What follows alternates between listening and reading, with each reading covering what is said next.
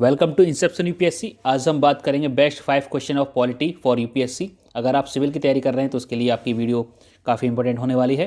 Part 3 है ये हमारा। ऑलरेडी हम फर्स्ट और सेकंड बना चुके हैं, चाहें तो आप उन्हें भी चेकआउट कर सकते हैं। लिंक आपका डिस्क्रिप्शन में दिया होगा, वहाँ से देख सकते हैं। चलिए क्वेश्चन की शुरुआत करते हैं। पहला क्वेश्चन है हमारा, consider the following statement. Parliament of India can place a particular law in 9th schedule of the constitution of India. क्या पार्लियामेंट के पास इतनी पावर है कि वो किसी भी लॉ को 9th शेड्यूल में रख सकता है? बिल्कुल रख सकता है, ये उसके पास पावर है। सेकंड क्वेश्चन ये बोलता है कि the validity of law placed in 9th schedule can not be examined by court और no judgment can be made. अब इसके लिए आपको अपडेट रहना पड़ेगा। क्या बोलता है? देखो, 2007 से पहले यानी एक केस आया था IR कोहिलो केस, ठीक है। इससे पहले जो भी हमने 9th शेड्यूल में रखा है उसका जुडिशियल रिव्यू नहीं लिया जा सकता था, उसे जुडिशियल रिव्यू से बाहर रखा गया था। लेकिन IR कोहिलो केस में सुप्रीम कोर्ट ये कहता है कि जुडिशियल रिव्यू एक बेसिक स्ट्रक्चर का पार्ट है और इससे किसी भी चीज़ को बचाया नहीं जा सकता है।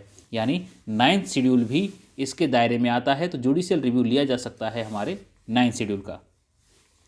और ये तब से चर्चा में है जब से हमारा फर्स्ट अमेंडमेंट होता है, ठीक है। 1951 में हमारा फर्स्ट अमेंडमेंट होता है, तब से ही ये चर्चा में बना हुआ है,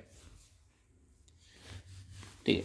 अब तक हमने 284 लॉ इसमें रख चुके हैं, जो हमने अब तक बचा के रखे। ले देखो, 2007 के बाद से ये चीज़ लागू नहीं होती है। तो यहाँ पर ऑप्शन 1 हमारा सही है, ऑप्शन 2 हमारा गलत है, तो ए ओनली 1। नेक्स्ट क्वेश्चन देख लेते हैं। रूल ऑफ लॉ इंडेक्स कौन रिलीज करता है? Release by which of the following. तो कौन रिलीज करता है? ऑप्शन है हमारे पास Amnesty International, International Court of Justice ICJ, the office of UN commissioner और for human rights and World Justice Project. देख लेते हैं। वर्ल्ड जस्टिस प्रोजेक्ट एक एजेंसी है जो इंडेक्स जारी करती है। किस बारे में इंडेक्स जारी करती है? रूल ऑफ लॉ के बारे में, यानी यहाँ की लॉ एंड ऑर्डर किस तरीके का है। और इसमें इंडिया की जो रैंकिंग है 2022 का डेटा ये कहता है कि इंडिया की रैंकिंग 77 आई है। फर्स्ट पर डेनमार्क है, देन नॉर्वे, फिनलैंड यानी स्कैंडिनेवियन कंट्रीज टॉप पर आई हैं और इंडिया की रैंकिंग 77 पर आई है। इवन श्रीलंका की रैंकिंग हमसे बेहतर है, पाकिस्तान की हमसे बेहतर है। खैर, हमारा आंसर मिल जाता है यहाँ पे वर्ल्ड जस्टिस प्रोजेक्ट। नेक्स्ट देख लेते हैं। Consider the following. The election commission of India is a 5 member body. तो इलेक्शन कमीशन 324, आर्टिकल 324, ठीक है। Union ministry of home affair decide the election schedule for the conduct of both general election and by election. The election commission resolve the dispute relating to the split merger और recognition of political parties. इसको अगर देखना चाहो तो अभी देख सकते हो। शिवसेना में एक स्प्लिट हुआ था जिसका रिकॉग्निशन और मर्जर के बारे में बात की जा रही थी, उसको किसने डिसाइड किया था? इलेक्शन कमीशन ने डिसाइड किया था। तो यहाँ पर ये वाला पॉइंट तो हमारा सही है, ये हम अभी करंट अफेयर से ही पता लगा सकते हैं। क्या इसमें 5 मेंबर्स होते हैं? ये थोड़ा सा डिस्प्यूटेड रहा है। क्यों डिस्प्यूटेड रहा है? इसकी जो हिस्ट्री चलती है, 1950 में इसे इस्टेब्लिश करने के बाद 1989 तक इसमें सिंगल मेंबर होते थे, यानी चीफ इलेक्शन कमिश्नर ही होते थे। CIC, chief election CEC, chief election commissioner ही इसमें हुआ करते थे। लेकिन 16 अक्टूबर 1989 में प्रेसिडेंट की एडवाइस के बाद इसमें 2 लोगों को और अपॉइंट कर दिया जाता है, वो भी इलेक्शन कमिश्नर के तौर पे उन्हें अपॉइंट किया जाता है, ठीक है। इलेक्शन कमिश्नर, तो 2 इलेक्शन कमिश्नर और एक चीफ इलेक्शन कमिश्नर शामिल रहेंगे, ठीक है। ये चीज़ हमारी चलती जाती है। और इसी साल 1989 में ही हमने वोटिंग एज को कम करते हैं, 21 से 18 कर देते हैं। ये चीज़ ऐसी चलती रहती है, लेकिन 1990 में आकर हम इसे दोबारा से 1 पर्सन बॉडी पर ले जाते हैं और 93 में दोबारा से इसे 2+1 की पोजीशन पर ले आते हैं, यानी 2 कमिश्नर और 1 इलेक्शन कमिश्नर की पोजीशन पर ले आते हैं। और तब से हमारी यही पोजीशन चली हुई है, 2 कमिश्नर और 1 इलेक्शन कमिश्नर ऑफिसर, ठीक है। तो 2+1 की हमारी इसमें पोजीशन चलती है। बाकी आप पढ़ सकते हैं पूरा। तो यहाँ पर फर्स्ट वाला पॉइंट गलत हो जाता है, थर्ड वाला पॉइंट हमारा सही है। और union ministry of home affair decide करता है इलेक्शन शेड्यूल, नहीं, ये पूरी तरीके से कौन डिसाइड करता है? इलेक्शन कमीशन डिसाइड करता है। तो जनरल इलेक्शन कब होने हैं, बाई इलेक्शन कब होने हैं, तो इलेक्शन कमीशन के हाथ में होता है।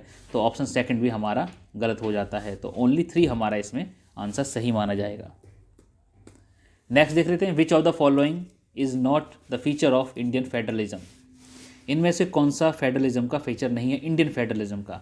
बेसिकली देखी जाए तो इंडिया का फेडरलिज्म बनता कैसे है? फेडरलिज्म बनने के 2 कारण रहते हैं, 2 रीजन रहते हैं या 2 तरीके रहते हैं।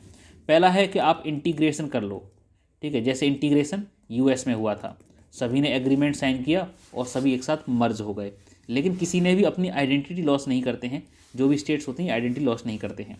दूसरा है डिसइंटीग्रेशन, जैसे कनाडा में हुआ था, ठीक है, जैसे कनाडा में हुआ था।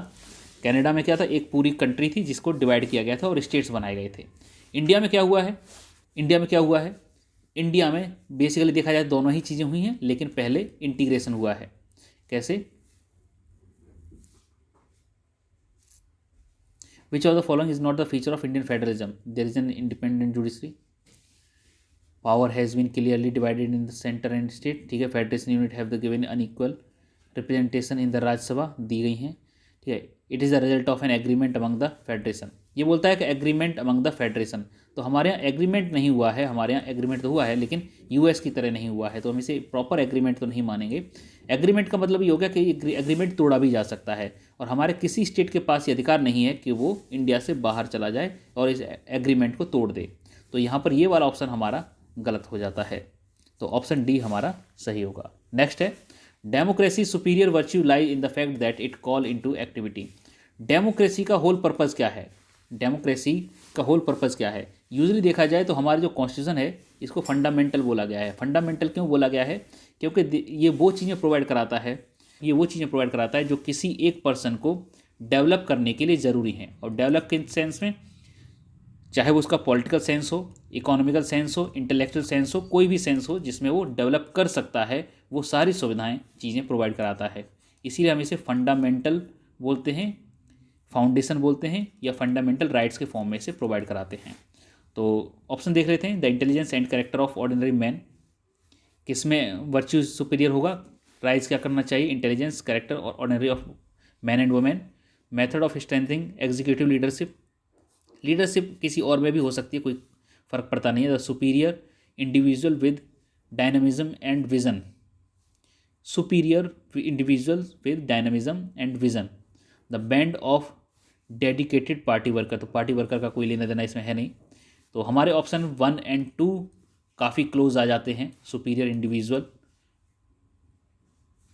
ठीक है, superior individual with dynamism and vision, तो ज़्यादा कंफर्टेबल हमें मालूम पड़ता है the intelligence and character, character की बात करता है of ordinary man and women, तो मैन एंड वुमेन दोनों की ही बात करता है, तो ऑप्शन 1 हमारा इसमें सही माना जाएगा।